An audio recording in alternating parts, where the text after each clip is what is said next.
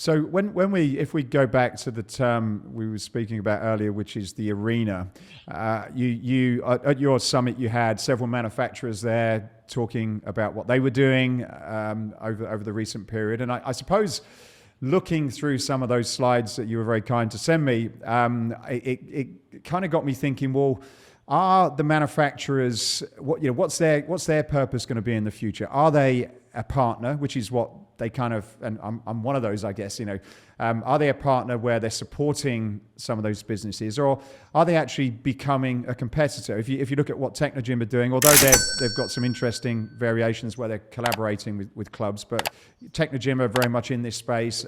Free Motion now, with the recent acquisition by Peloton Precor. So these would be brands that would be club partners, but then also if you look at the customer, which is what you referred to earlier, they're also probably developing this relationship with the same customers and competing for a similar share of that wallet. I just wonder what your thoughts are on that.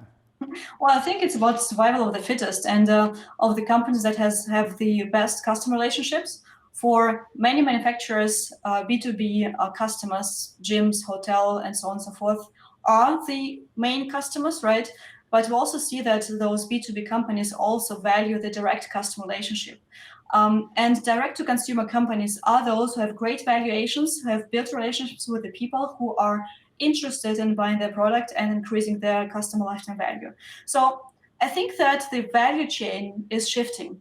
And probably gyms are not the most important part of this value chain anymore, right? So now they have the chance to say, okay, we just do the things the way we used to do all this time, right? And they probably will be successful for some time, but probably also not, right?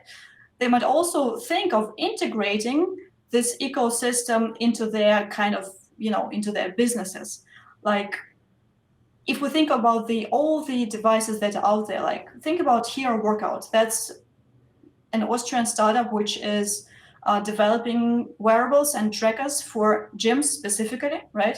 So the point is to provide the personal workout experience for mass market gyms, so to speak, where there's no personal training, which is included into the program. And they track in real time what you're doing and give you some feedback through audio, which is recorded by real trainers. So this is one of the examples where you can perfectly integrate gym experience, working out within a certain community with technology and becoming better as an individual, right? I think the main point for gyms is just not to be afraid of what's coming, because you cannot change that anyways. Technology is coming. And this is why we're saying at the next FitTech Summit, the motto is tech or die, because this is what's going to happen. The question is how you want to integrate the technology. And this is something you have to really give thought to, because what should not happen is just, thoughtlessly integrating anything which is shining out there on the street and then wondering why it doesn't work. Yeah. One of the challenges that's been with the fitness space for a long time, although I have read that Peloton seems to be doing a much better job than most, but retention, inactivity, obesity, those are sort of three things that the fitness space has been trying to solve for a long time. Can technology really solve that, or does the pharmaceutical industry stand a better chance of actually fixing that problem? I hope not. I hope that we can fix this problem, or rather said, we can help people just become more healthy and more aware of their health through the use of technology, among other things, of course. So we're definitely witnessing the shift in the consciousness, right? The pandemic helped us to understand how important health is, right? And just to be honest, if gyms are not able to keep a huge chunk of their members long term, they have a problem as a business, and that has nothing to do with the with the overall trends, because we know that people have loss aversion. They prefer not to move too fast, and if they have started with a membership at the gym, if they're quite happy with that, they probably stay. So there have to be good reasons for them not to stay within this gym. So again, we're here discussing the topic of the customer relationships, right? And how you treat your customers. But I think, as I said, technology can definitely help in that it creates more engaging experiences, because engagement is definitely one of the most important things which is going to happen in the industry, or to be more precise, higher engagement and different ways of engaging the consumers. And the way they will be discussed, I mean, you can create some gamification mechanics, you can understand better like how or what kinds of workouts are more engaging or interesting for your customers. You can create a better segmentation within the gym. You can just ask questions, like ask a customer, why are they here, right? These are all very simple things that you can do without much investment to start with.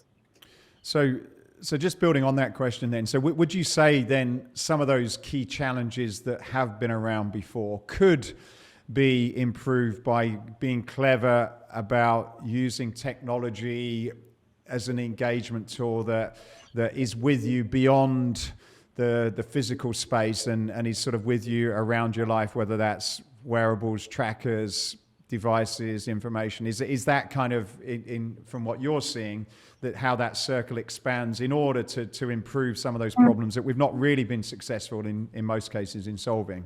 Matthew, I think convenience is one of the key things here, right? So users do expect great usability. They expect they can use technology or offerings everywhere, like stats right on your phone instead of having to access the desktop app for that, right? They expect instant replies to their requests, and they expect their activities just to be meaningful, right? And this is where I was just thinking of like low-tech programs, like 8 weeks, and you're gonna build muscle and so on and so forth. I mean, this is always simple when you're starting with doing more fitness or being more active. The beginning is always quite simple, because regardless of what you're doing, you're gonna see the results, right?